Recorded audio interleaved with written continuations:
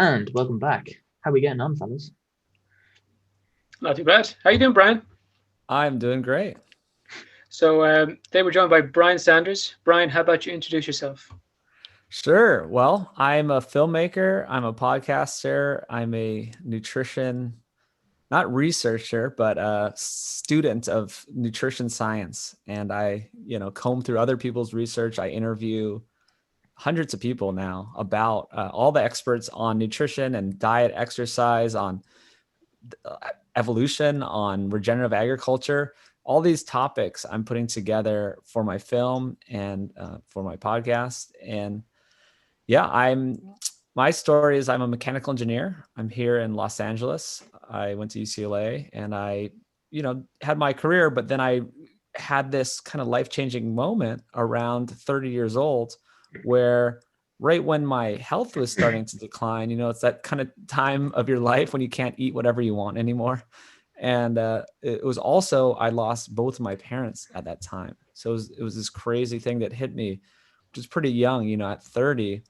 That shouldn't happen. And it's because they just had these modern chronic diseases, right? The diseases that we didn't have before that just came in, semi recently, the last 100 years, 50 years. And, it's because of their diet and lifestyle, right? And, some people try to blame it on genetics or other things. And it doesn't make sense, right? Our genetics didn't change as quickly. Our environment didn't change that much. Yes, it is, a little more toxic environment, but these people in pristine islands in the middle of nowhere who change their diet have beautiful air and clean water, and they still get these diseases of civilization. They still get fat and sick. It's not that, right? So I saw this happen to my parents, and I changed my diet and simple dietary changes, simple lifestyle changes, and everything got better for me.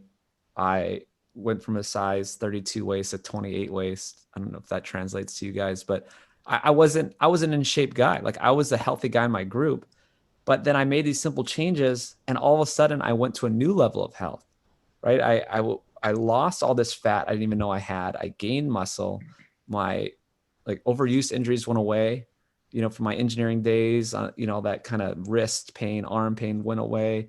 Allergies went away. So many things just went away that I thought were normal. I don't get sick. I haven't been sick in 5 years.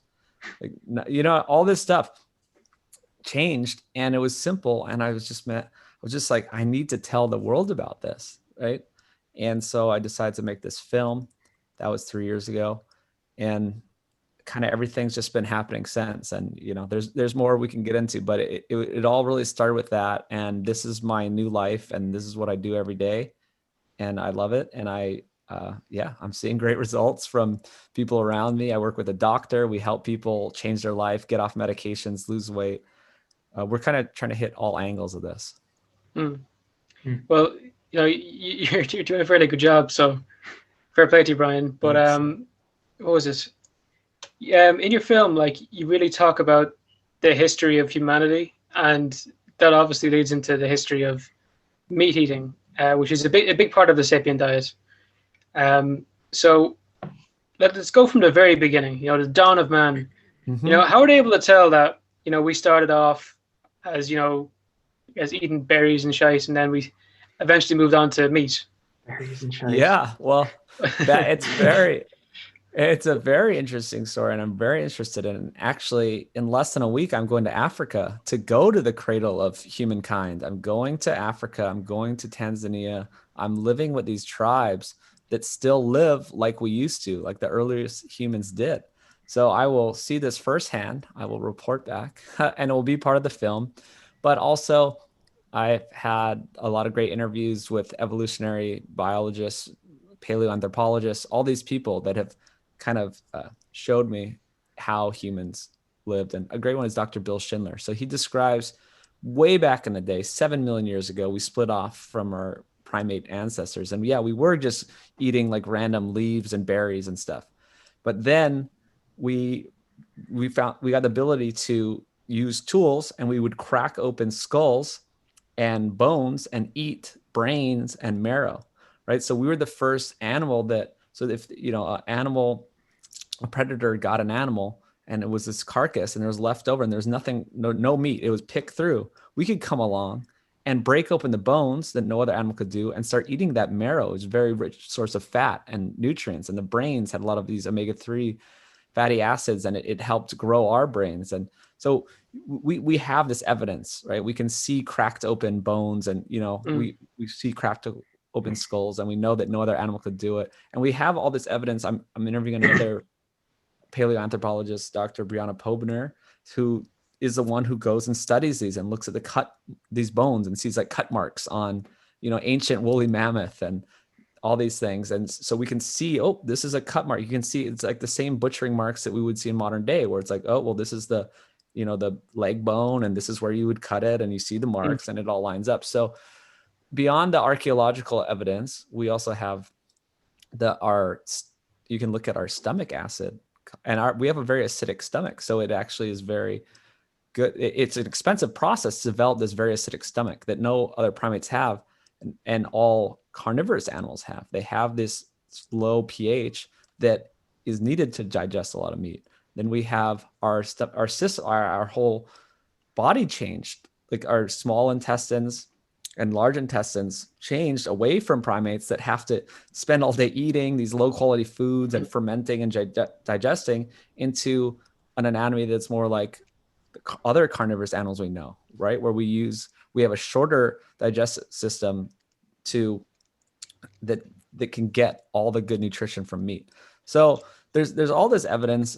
It's really sad that some of these vegan documentaries, they'll like get a vegan scientist to try to make up some stories, but there's no question of our human history, and the biology and everything points to us eating a high amount of meat. And there's even stable isotope testing where you can look at the bones of the ancient humans and see how much protein they're eating, and we can also see that we're eating a lot of meat.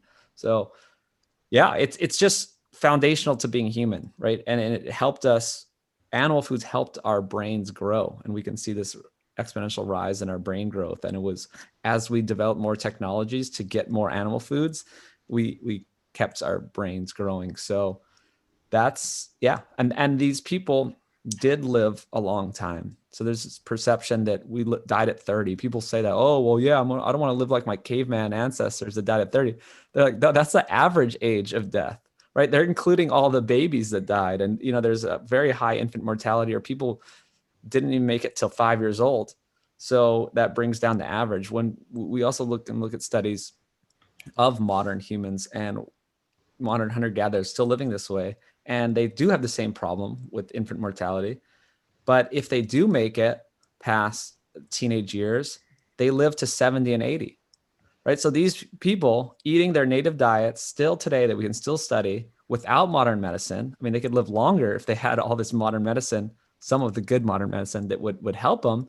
They could live longer, but even with no modern medicine, they could live to 70 to 80. And this is all in the literature. So that's kind of where the film starts. And we were living well back then, right? That is necessary, because some people say, oh, yes, but we died early, but that is not true, right? Yeah. Yeah. It's kind of going back to that thing of letting the food be a medicine, which is obviously a thing we've talked about before when we've had regenerative agriculture people on, or permaculturists, which is, one thing that kind of piqued my interest in permaculture is some people's stance on keeping meat. So like, people keep their own chickens, they know they're keeping it well, but they kind of know, okay, we can't do this vegan. This ain't going to work. Mm-hmm. And a lot of hunting goes on, blah, blah, blah. But yeah, the idea of veganism is one that we see a lot. And I think there was a big documentary fairly recently. I seen you had a video. Yes. Game Changers, yeah. A lot of criticism there from a lot of people, yourself included. You're not a fan. We made a whole film the same length as their film, debunking it in 3 weeks. Oh, wow. So 3 weeks, we got the whole crowd together and everyone supported it. We got it made. Yeah, I mean, we broke down every one of their arguments. It's called Game Changers Debunked on my Food Lies YouTube channel. Yeah. Look at. But yeah, I mean, they have no leg to stand on. It's just it's animal rights movement, right? That is disguised as a nutrition or a environmental problem, Well, right? let me ask you: is there, from your experience, a way to live a vegan life, healthy? No, absolutely not. So I work with a No. doctor, and yes, so I work with an internal medicine doctor, and our stance is absolutely not. No, Wow. we And we what have about come moving out. on? Yeah. Go on, sorry. No, yeah, I'm just we're actively speaking against it because some people they're like, oh yeah, maybe it's okay or all this type of stuff, and we're just no, we're just saying no. And Have what you heard about of the? Please, Derek. vegetarian diet? Like you can have the eggs, because you had a big focus on, the benefits of having eggs in Yeah. your film. We do. So a vegetarian diet or a pescatarian diet would fit into the Sapien framework, right? Which is after all my interviews and all my studies, that's for 6 years, and looking at all the evidence that, yeah, that's okay. That's fine. If you're not eating like the really bad things, really refined foods and, these sugars and vegetable oils and stuff, and then you're getting some sorts of eggs and animal protein from dairy, then yeah, Yeah. that's okay. And if you feel bad about how they're being, kept in your state or your country, just have your own, man. Have your own Yeah. chickens. Absolutely. Cruelty free. Yep. Ideally. Yeah, there you go. I don't want anyone who's like, in that group or in that mindset, thinking, oh, this is a bunch of BS because it doesn't include my thing. I'm sure you get a fair bit of criticism from people who are vegans. Yeah, no, they find me and attack me. I actually was flown out to Chicago and I did a debate with a vegan, and it was part of this big conference, and I did a presentation, and then we had this little debate, and we got along fine. And she actually turned out to not be vegan. She ate eggs and dairy. And I was like, okay. And she ate fish. So I was like, okay, so you just eat a good diet. What a fucking twist! Holy I shit! know. Are you It's like, kidding oh me? yeah, I eat wild caught fish, and I have eggs, and I was like, okay, so what's the problem here? No, I don't want to attack vegans for their ideals and their morals, but I do have counter arguments to their ideals and morals, and that they might be misled. That there are a lot of animals that die growing plant foods, and maybe some vegans try to grow all their own food. I don't know how you're going to do that, because it takes a lot of There was a guy who tried that, Rob Greenfield, and then he eventually had to resort to fishing, and I don't think he hunted, but like I think he scavenged a dead deer, like that was just freshly killed. Yeah, that was unique to see someone try to grow all their own food. It's not possible. Well, there's also a woman here, Leah Keith, that wrote a great book called The Vegetarian Myth, and I interviewed her. Really good episode way back in my Peak Human episode archive. She tried to do it too. She was hardcore vegan for 23 years, I think it was, and was just all about it. She couldn't. She tried to grow, and she just realized she had to kill animals. She was just, every time she was trying to grow more food, then more animal species would come in and destroy her food, and she'd have to poison them or kill them. And she had major health problems because of her vegan diet. She had permanent injuries because of it. Her spine is messed up because she wasn't getting the proper nutrition. And now she speaks out on this publicly, and she's in other films as well, talking about this, that how dangerous it is to do. And she tries to, teach people that have kind of got caught up in the vegan movement that it is 100% false, and you're going to hurt yourself. There's one. She has a social media account. You've probably heard of her, the vegan teacher. I knew you were going to bring that up. But my God, she claims that if you eat animals, that you're not going to get to heaven, despite Jesus being, I presume he ate meat, considering his best friends are fishermen. There's evidence of him eating meat. Yeah. I mean, people have all kinds of crazy ideas, but back to the research, and we've studied. It's called the Ethnographic Atlas, and they went around and studied 229 like all the tribes that were still living at the time of this study. I think it was decades ago, and none of them were vegan. I mean, there's never been a vegan culture. There's never been a completely plant-based culture ever, and there was, most of them relied most of their diet on meat. Yeah, it's a weird thing. how often it's pointed towards, native tribes, eating less meat, but never just not having any. Like I know David Attenborough did this documentary very recently, and he encountered a tribe for the first time, and they ate like meat occasionally, but they still had plenty of like tubers and whatever, and they were okay. But like again, no vegans. If you go up to the Arctic, I don't know if I know Eskimo is an offensive thing. I don't know. Anyway, there you go. Yeah. They only meat. Mostly meat. Well, for one, Attenborough's sort of bought into this vegan and environmental plant-based thing. So yeah, but also there is certain populations that just don't have enough animal foods, and it's fine. I study all these people too. They're all over the world because of their environment. They don't have access to tons of animal foods, and they have to rely on tubers. And again, there's nothing wrong with that. They're eating a whole foods diet. They're not eating crackers and chips and sodas. They're getting, their energy from carbs. You can get your energy from carbs or fat, right? That's what I'm trying to promote, is that most people just think you have to eat carbs for energy and you have to do that. I'm like, no, you can run on fat as well. I've been running on fat for years. A lot of people know about keto diets. I mean, I don't go really completely keto, but you can run on fat. And so, yeah, these populations, of course, some of these people, they live on islands and they have a bunch of plant foods, and then there's no megafauna.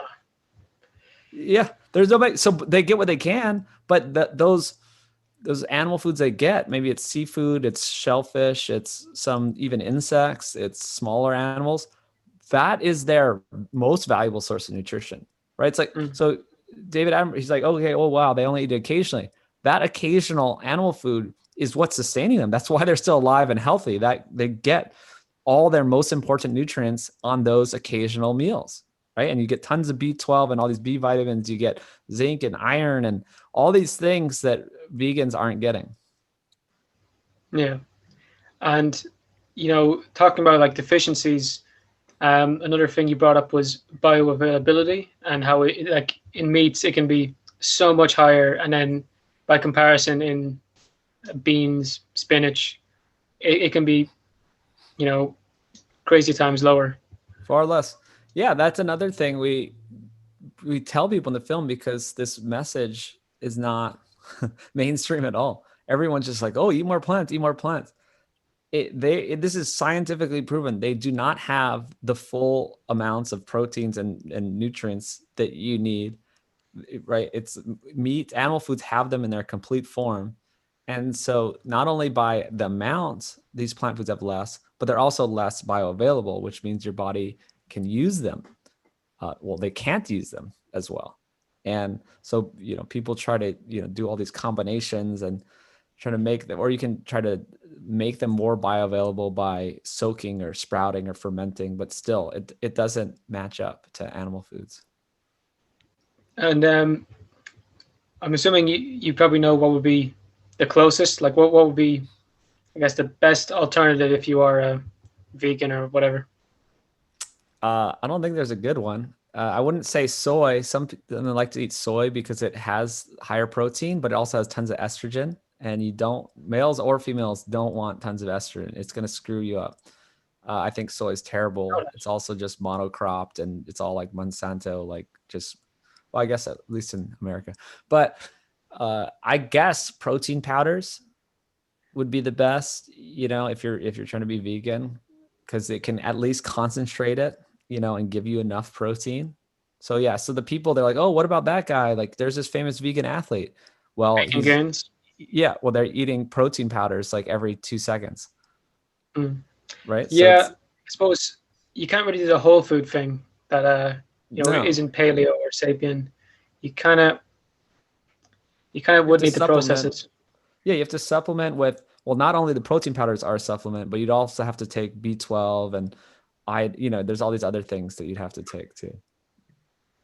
So it's possible. I guess it's possible, but I still wouldn't recommend it. And I don't think you can get the full, the fully sourced vitamins and minerals you need. Well, I mean, like, power to anyone who can do it. Fair play. It must be rough. Must be very difficult. But I guess for the rest of us who just eat meat, how can we improve our health overall? You know, stepping away from like the standard American diet and more into whole foods like you talk about. Well, yeah, that's the main problem. So people who eat meat, they also eat a bunch of other stuff, and then the meat gets blamed for their ill health, right? So it's not the meat, it's what else you eat. I have a shirt that says that. So it also just says eat meat really big. It's not, it's what it was. What else you eat, not the meat. And it says eat meat. So that's my main message, is that eating meat is part of a healthy diet. It's what we've been doing forever. And most people love meat. Pretty much everyone loves meat. That's why vegans try to make the fake meat products, right? Because they want meat. But you have to eat meat in a healthy way. So you can't eat meat and then have a soda and the milkshake and the fries and the chips and all that type of stuff. It doesn't work, right? But it's not the meat that was a problem. It was everything else. So yeah, I mean, yes, you move towards a whole foods diet. You don't have to be insane. I know everyone listening isn't going to be like 100% whole foods, like eating, beautiful Dude, I stuff. had a takeout last night and I remembered I had you on today. Imagine how I felt. Yeah. But even there's a way to do takeout better, right? That you can just order certain things, right? You can get like meat and some vegetables or meat and potatoes. Like these things aren't so bad. You don't have to go, crazy. And I mean, yeah, I go to restaurants all the time. Well, not all the time. I don't even like to go to restaurants that much anymore. I'd rather cook my own food, but I do go to restaurants and it is possible. So I'd say to people, just get the three bad things. These are the sugar, the flour, the oil, right? These are the three things. Vegetable oils are not good. Don't eat vegetable oils. Don't eat these flour, like refined grains, which is, like flour, stuff like that. And then sugar. I mean, everyone kind of knows that sugar is not good. So if you could you explain the first two? Yeah. So vegetable oils are bad. So this might be surprising to normal people. They're just like, oh, vegetable oils. Yeah, that's good. That's what we're supposed to use, right? No, this is a huge mistake. It was this huge failed experiment. And I've done many podcasts, many just researchers, doctors are coming out or starting to realize that this was a giant mistake, that these vegetable oils are killing us. They are not natural. For all the history, well, they're actually seed oils. Okay, we call them vegetable oils, but they're from seeds like wheat, canola, corn, canola, which is rapeseed, cottonseed, soybean. All these things are just seeds of plants, and it's very unnatural to try to get oil out of them. And they're called PUFAs. They're polyunsaturated fatty acids. And then animal fat is mostly saturated fat, right? And there's also monounsaturated fat, which is also good, which is in other foods. But these polyunsaturated fats, the ones in the seed oils, are causing mayhem in our bodies. They're not natural. We're eating them in huge amounts. That's very evolutionary inappropriate, right? If you study all the populations around the world that are healthy, yeah, some of them are eating tons of tubers and a little bit of meat, but they're eating zero vegetable oils or seed oils, right? So they're okay. So a lot of people are starting to realize that these are the real problems. And so these are any kind of oil, any type of restaurant, they always use these oils. But then there are some better oils, which are fruit oils. So that's avocado oil, olive oil, and coconut oil, right? So those three are actually fruits. It's actually, easier to extract oil from them. There isn't this insane process of trying to get oil from a cottonseed. It's just you smash olives and you get oil, right? And it's more natural and it has less of the PUFAs, the polyunsaturated fats, and it has more of the good saturated fats, like coconut oil is like almost all saturated fat. So these ones are okay. And even better would be to just use animal fat. I like to just use, beef tallow or just straight up animal fats. So yeah, that's the fat story. And then the flour, the refined grain story is these things haven't been around for that long, especially when we refine them down into a very fine flour. What is it? 0.1% of how long humans have been around? Of human history, exactly. And so some people say, oh yeah, but we've been eating them for 10,000 years. It's like, oh, we've had agriculture for 10,000 years and ancient Egyptians and all that type of thing. But evolution is slow.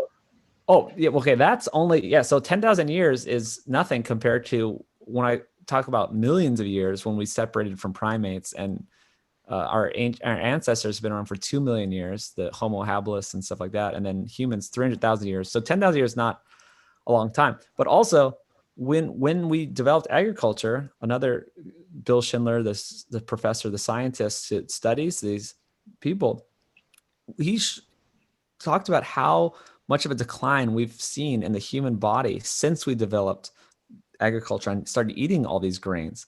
And we've gotten shorter. Our bones have gotten smaller, weaker.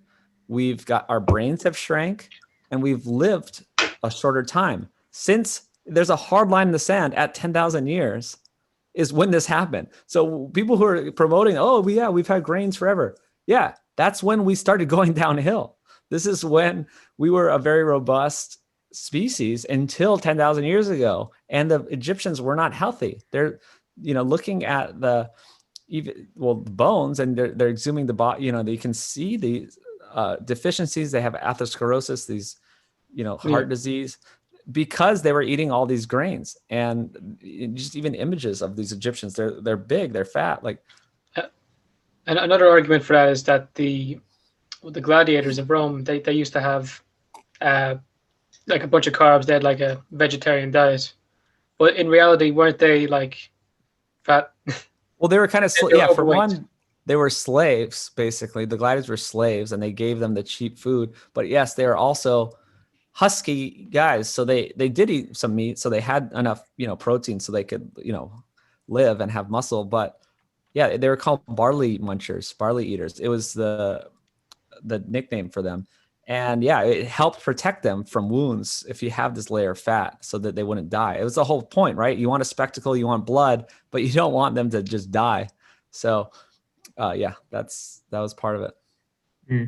So isn't it mad how we can see like a correlation with, like you were saying, like the brain shrinkage and like TikTok challenges? Mad. They're such a probably it's crazy. I want to see that study. I want to see it. It's mad. And I presume all these TikTokers eat bread. I want to put it out there. It's a collapse of our society. We can see, from point A eating meat to point B bread to the lick the fucking toilet challenge. Real thing. Look it up. I apologize. I apologize, Thomas. I like it. What was it? You talked earlier about having a lot of encounters with people in regenerative agriculture, and with what you deal with, which is like a more meat-based diet, people would think they don't go hand in hand. You think of regenerative agriculture, you're thinking, okay, we're going to plant more plants, diverse plants, blah, blah, blah, like we talk about in permaculture. But I suppose what's the side that you take with regenerative agriculture? Yeah, to me, regenerative agriculture is mainly based around animals because they are the ones doing the regenerative side. I guess there are some, with permaculture, there's some, nitrogen fixing legumes and stuff that can get nitrogen back in the soil. But animals put a lot more back in the soil, right? So for all of history, we've used holistic management methods, regenerative methods.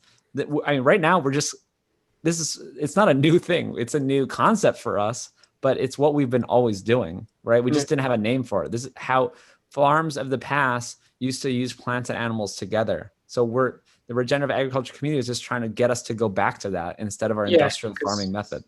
Yeah, because industrial farming, some would say, has gone too far. I'm not particularly a fan of it. In Ireland, we handle it fairly well, but the way you guys handle it in the States, when I did a bit of digging on that, it's kind of appalling. Oh, it's a nightmare.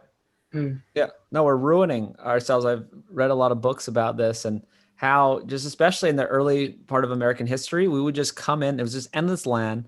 We would destroy the soil, just use it up, and then just keep moving. And we're just like, hey, well, there's endless land. Let's keep going west. And we could do stuff like that. And Lear Keith actually talks about this a lot, how civilizations have this kind of lifespan of a couple thousand years.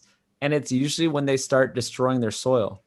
there is a lot of other things, but it's like she's saying that, and a lot of other people study this. It's not just her, but that these wars and different things happen because the civilization used up their soil, their plant. Do you have an example? Yeah, well, any civilization, no civilization has lasted longer than 2,000 years. The Romans, the Greeks, in the Mayans, the Roman Empire, the Mayan Empire, these have, just look it up. I don't remember all the details, but they haven't lasted long because, I mean, I don't know if it's a direct, you can like, people have pinned it down. Yeah, I think people might be inclined to take, I guess, that out of context. Like it wasn't the main reason, but it was definitely a contributing factor. How was Rome supposed to feed all those people? Exactly. And then other stuff started happening, but some people, this is not my research or Lyrique's research, but it is written about that even all the other conflicts start happening because the food is running out, or they don't have, it's losing nutritional value because once you destroy the soil, right, just all the food is less and less nutritious. So yeah, I'm not saying it's all it is, but it's just an interesting correlation, and it is very important for a society to focus on its soil health because that's the base of all the nutrients, right? That's how it works, right? The plants get the nutrients from the soil, then it goes to the animals eat the plants, and we eat both. We eat the animals and the plants. Like our friend Chris DeVault, in his permaculture system, he has these chickens. So they're eating the scraps of whatever, and then they're pooping, and that's helping out the soil. And then that, in turn, everything does better. So, yeah, they work hand in hand. And if you take those chickens out, he's just using up soil. There's nothing going back into it. Or else you might have to get an external source, which isn't ideal in what he's doing. Exactly. We invented ways to get an external source of nitrogen and these fertilizers based on fossil fuels. And then we exhaust those. And yeah, it's a terrible way. I mean, nature is a harmonious cycle. Right, it all works. Oh, it's crazy. It's amazing. It's so amazing, and it works. And even the bigger animals too, right? You get the cow. I mean, the chickens are great, but you use the cows. Move them around the land, rotational grazing. They're fertilizing the field as they go. It's simple. It just doesn't make a lot of people a lot of money. You know what I mean? Yeah. It's a lot about money. If we can throw that in there. Absolutely. Yeah. No one's farming for charity. And one thing that scares me here is in Ireland how little farmers make, and if they miss a year, they're done. They're basically done. There's very little they can do if they have a failure. Basically, most of their money they get from like a grant from the European Union, and the rest of it is straight back in. And even at that, we're super regenerative. I just don't understand how it's gotten the way it is in Ireland, but room for improvement. Yeah. I mean, I talked to Gabe Brown. He's a guy in the US that talks about this, and he went bankrupt because of all, his crops failed, and then he didn't get crop insurance. He couldn't get bailed out from, the equivalent of the EU giving them money. So he had to just start from scratch on his own, and he built this whole system, holistically managing, using the plants and animals together. And now he's thriving. His farm is way better than anyone around him. He's in North Dakota. It's very north, very cold, still doing very well. So yeah, Fair part of the problem. North Dakota. Yeah. That's cold. Yeah.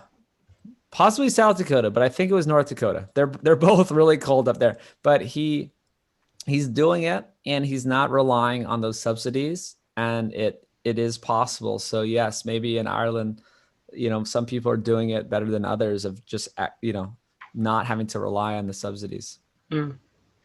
And, talking about, having them work together, your crops and your animals, you said in your film that 85% of grazing land can't be used for plant agriculture. Yep. What's going on there?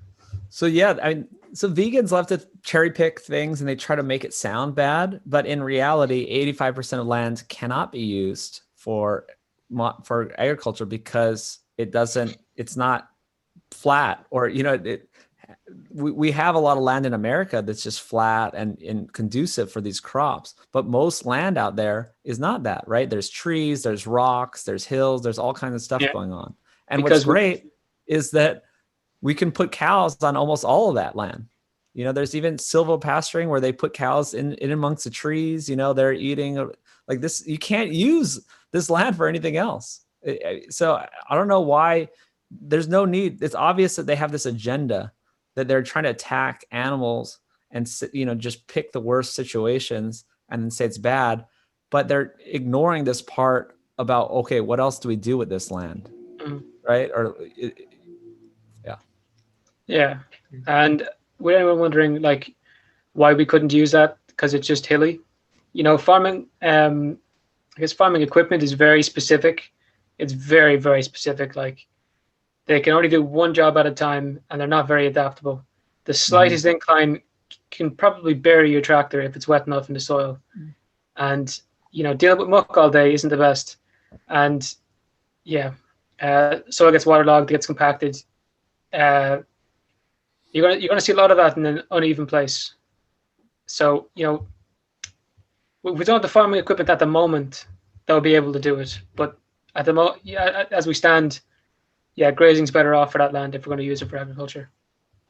And and we get good animals from that. And this is good nutrition for humans. They're upcycling food that we can't eat, right? The grass is a food that we humans can't eat. And so these grazing animals, sheep, you know, bison, buffalo, cows, all these things are amazing. They eat food we can't eat and turn it into amazing food for us. That's very bioavailable and nutritious for us. What is it? Is it doubles the bioavailability of the protein? Yeah. So this is an interesting study that when you look at all the protein, so this is about protein, right? So the vegans will say, oh, like, why don't we just eat the grains straight? We get more calories from just growing grains and then eating them ourselves. Why do we feed them to the cows? Well, you know why? Is because, for one, these grains aren't grown just for the cows. They're grown to do, say, they make biofuels, right? We have corn, ethanol, right? We make ethanol from corn, and then we give the leftovers to the cows. Or we brew a bunch of beer, and then we get the distiller's mash at the end and give it to the cows. So for one thing, it's very efficient, but also back to protein. So the protein is important. These are the building blocks for humans. This is what we need, right? These are the essentials. Like, we can get energy sources from fat or carbs, and they're everywhere. But the protein that a cow eats over its life, it doubles that. It upcycles it. When you look at the bioavailability and you look at just the protein content, like grass and distiller's mash and ethanol waste, there's very, very little protein.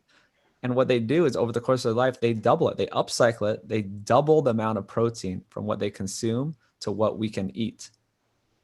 And in comparison to a wild lifestyle, they're way better off. Now, you know, there's arguments as to like I can do it better, but just in comparison to how to be in the wild, they're way better off. Constant food, no threat from predators, well, most of the time. And if they do die, it's not going to be from the normal wild one where you starve to death or get eaten alive. You know, they die. I don't know how you guys do it in the States, but here it's very quick. Yeah, it's a bolt to the head. It's instantaneous. They get a bolt and it just goes into their brain and they're done. I mean, yeah, great point. They're going to die in nature in way more gruesome ways. And yeah, there's room for improvement too. I'm glad you brought that up. I mean, no one thinks that our industrial agricultural system is great. It's efficient and it's supplying a lot of food for people, but we need to, make it better.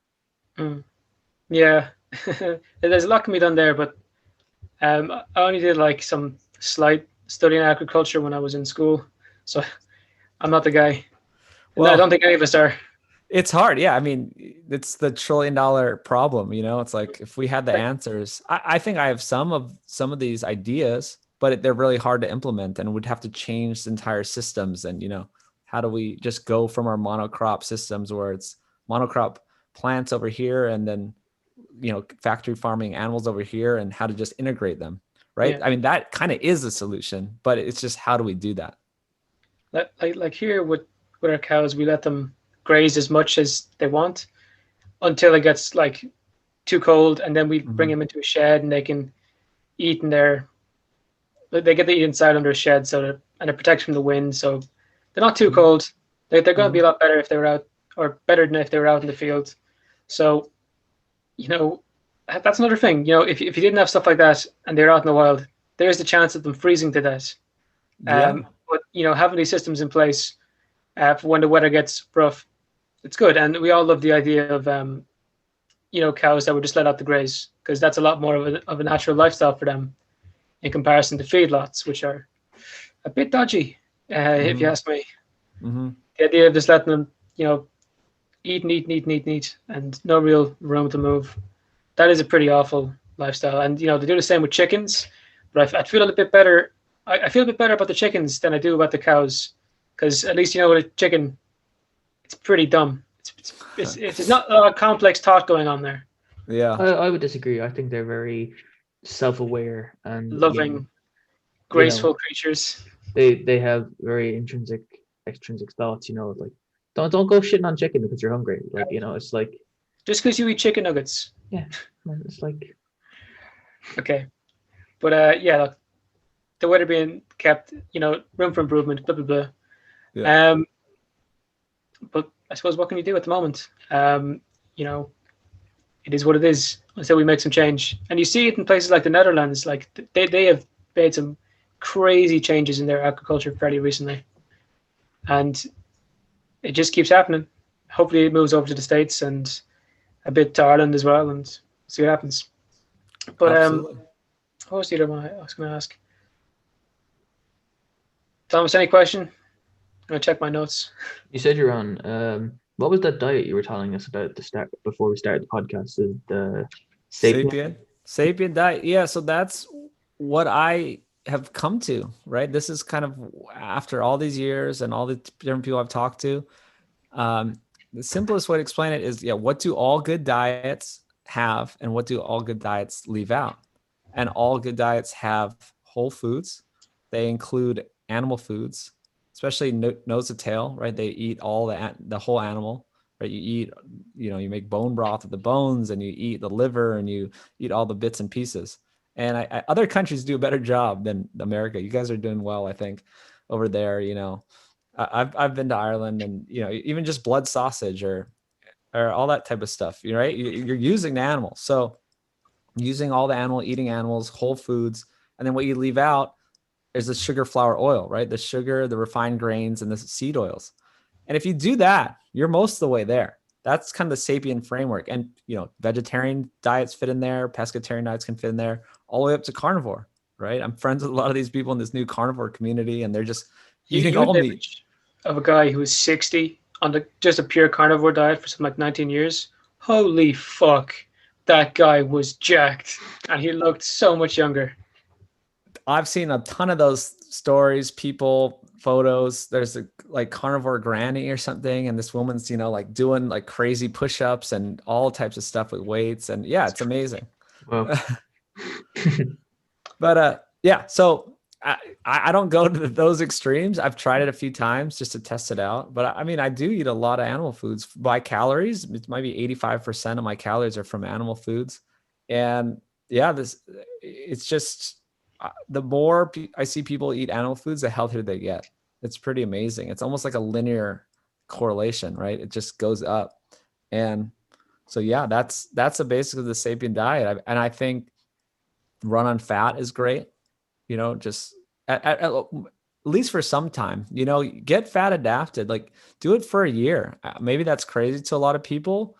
You maybe try to do it for 3 months, see how you feel. You feel amazing when you cut carbs enough to run on fat. You're running on ketones. You don't have to eat all the time. Another part of the Sapien diet is not eating all the time, only twice a day. Fasting. Fasting. People know intermittent fasting, or people call it condensed eating window too, where I only eat within 7 or 8 hours a day. Yeah. So I haven't eaten yet. I feel great. And, it's midday, and then I'll eat a big meal, and then I'll go do my thing. I do a little workout, and then I'll eat another big meal, and I'm good. I'm getting all my calories, I'm getting all my nutrition in, but I'm just not eating all the time. This sort of snacking thing, I think, is ruining people. So I'm good too. And snacking is such a big part of our society at the moment where it's so available in like every shop you go into. They're just at the counter, or just it's Yeah, and very with popular. atmospherics and marketing, it's hard to avoid. Oh yeah, It they're is. marketing's a dickhead for people who are trying to lose weight. Yeah. When we're marketing Well- students, we learned some awful stuff. Well, here I know why. So I figured this stuff out. It's all summed up in the profits in the processing.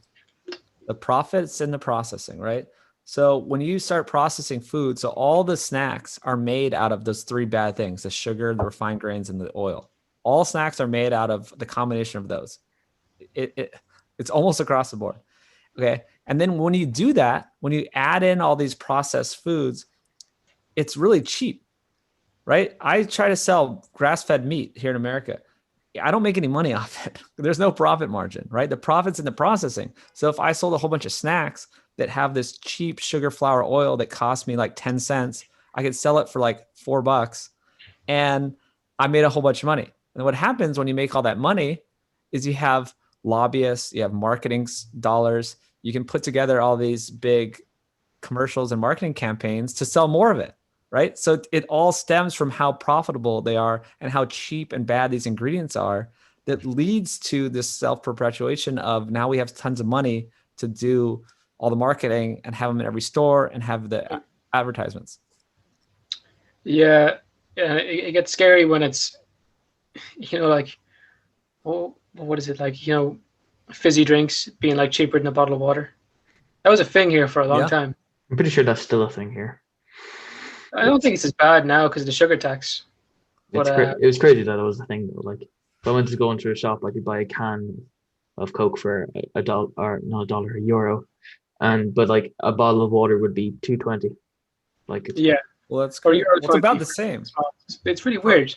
For us, it's the same cost. Yeah, you go into any store in the U.S. and the water's $1 and the Coke's $1. Like it's all the same. So it's like why would I not just get something that tastes better? That's how everyone thinks. Yeah. And even I thought of even before, I'm like, why would I want water well, at least I'd started drinking like, say iced tea with no sugar. You know what I mean? But it's always there. I'm like, they're both $1. I'll get the no sugar iced tea than the plain water. So that's just how people do. That's how they work in the world. No, yeah, you're right. Yeah. Business is crazy, man. Yeah. Business is crazy. But go back to your film. Another thing you had a criticism of, and it's evident in your own diet, is the food pyramid. You think that's way out of whack? Yeah, I mean that's why the film's called Food Lies. Everything about it, everything we know is kind of upside down, right? This is a classic thing in my world. Is like, let's take the food pyramid and flip it upside down, right? And we tell this whole story and why we got it wrong. We did some bad science back in the 1950s and 60s and 70s, and we thought that saturated fat was bad. So if you think saturated fat's bad, oh man, red meat's bad, or then we're like, what do we do? Well, we have to eat all these sugars and grains and starches, right? So that's what we're going to eat, and also that's what we had available, and that's what was cheap to feed people. So, and we thought that all calories were the same. This is one of my big theses, is that we thought all calories were the same. And when you think that, you're screwed, right? When you don't realize that you can't just make people eat all the pasta and bread and all that type of stuff, and that it'll be the same as eating eggs and meat and the stuff that we were eating before, right? These calories are not the same. Some people, so protein calories are not the same as fat or carbs. So we know that. This is very clear in the literature. They designed studies. We didn't know it before, though. It's crazy. We didn't know this decades ago. But now, if you design a study, you have to have the two different diets have to have equal protein. Because and then you measure something else, but they have to have equal protein. Because if you don't have equal protein, everyone knows that it's not fair. It doesn't, protein is a different type of calorie. It's a building block, like I was saying. It's the most important thing. And so you can't just substitute a whole bunch of meat and eggs and whatever we're eating with a whole bunch of pasta and grains and bread. It doesn't. As much as we all wish we could, we can't. I know, it's delicious, but it doesn't work. Garlic bread for the rest of my life if I could. It doesn't work, but that's kind of what happened on a population level. Is we told everyone to eat the garlic bread and the meat's bad. And what happened? it's a slow increase every year of obesity and chronic disease. And I mean, so yes, if you kind of reverse that, this is what we do to get people healthy. I told you I work with a doctor. What do we do to get people healthy? Do the exact opposite of what they told us to do. Eat less of all those starches and grains and eat more of the meat that we were told was bad. And across the board, everyone has gotten better. We've never had someone got worse, right? This is always, and we track all their blood markers, do all that type of stuff. Everything improves. They get off their medications. And I don't know, you can get into conspiracy land when you think about how wrong we got it and like, what the hell were we thinking? It's just crazy. Yeah, and you really wonder like how they ignored so much. Because like if they're able to figure it out now, why couldn't they back then?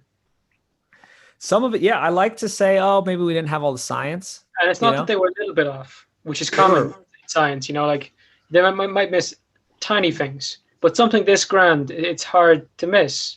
Well, it's not. There's more conspiracy theories out there, but the non-conspiracy reality is just money, though. Like I said, it's money, the profits in the processing, and it's just we just didn't have the ability. Some of it was based on too. So what could we afford? There's evidence that we had a dietary guidelines that had more meat and eggs and cheese and all that type of stuff, but since a lot of this stuff started in the US, right? Then it got spread to the world. So we export everything. We export our bad diets, our films. So we had these, we had to pay for the food stamps, right? The food stamps is the government programs, right? To feed all the people that didn't have money.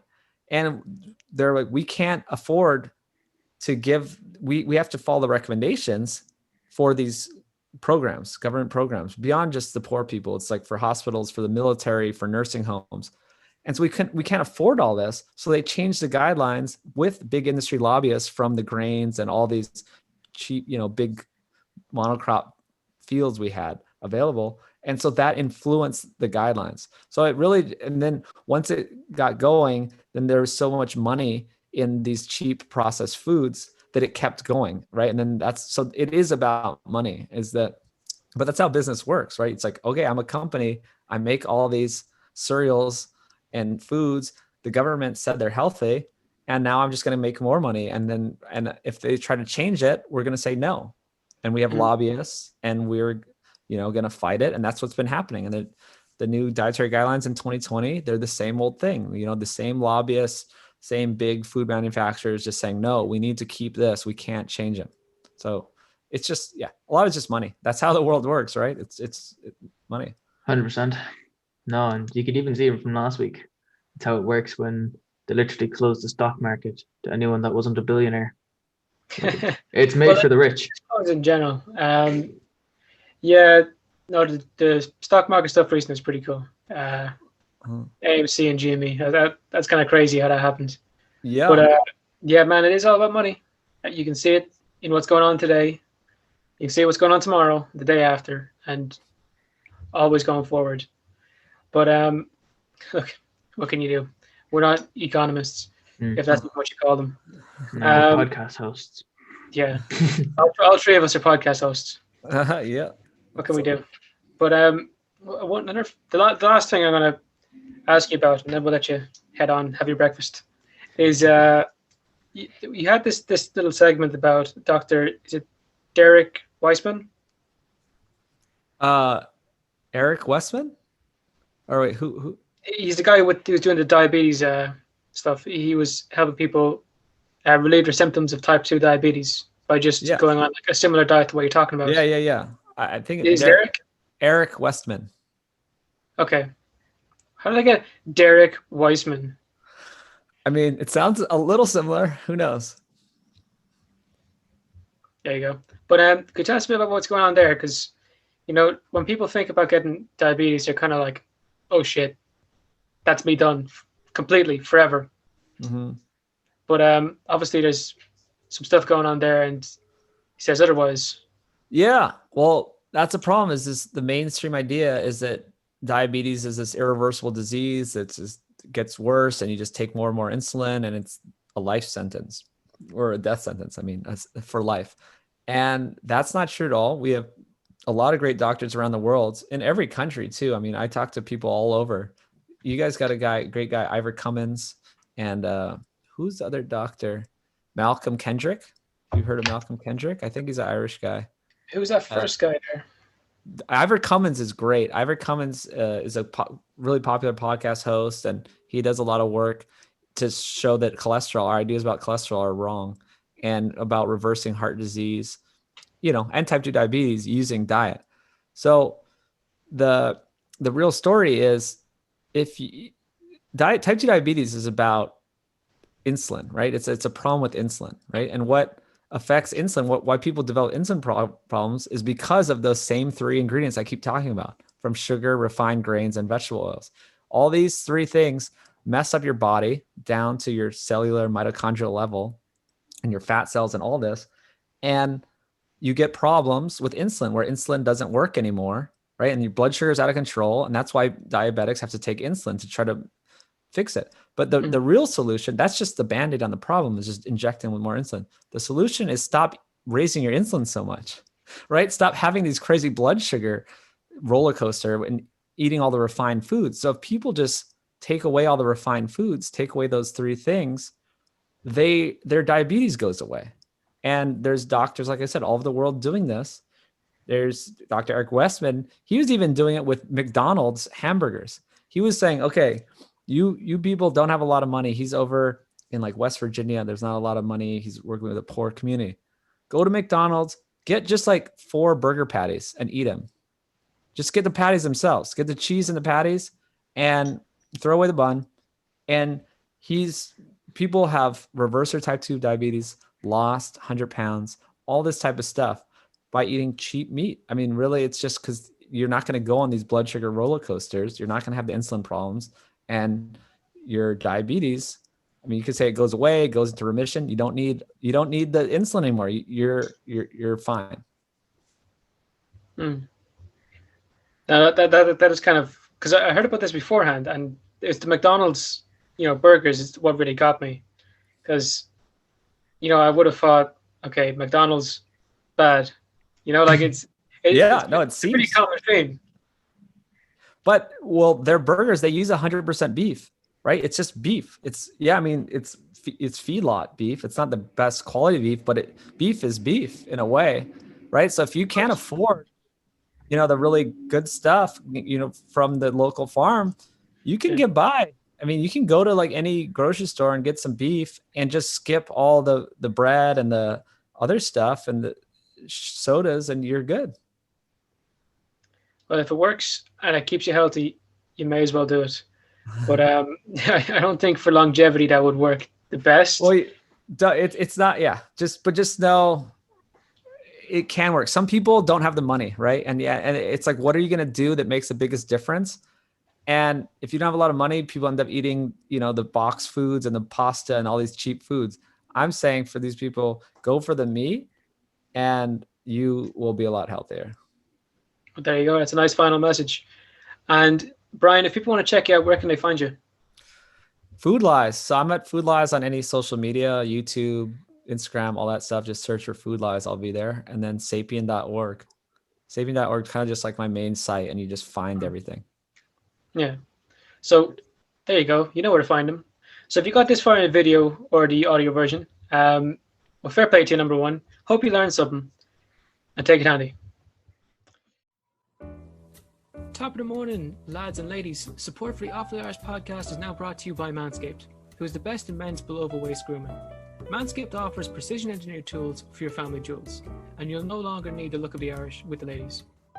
Make every day feel like St. Patrick's Day for your balls with Manscaped. Get 20% off and free shipping with the code IrishPod at manscaped.com. That's 20% off with free shipping at Manscaped, and use code IrishPod. Use the right tools for the job and trim your pant potatoes.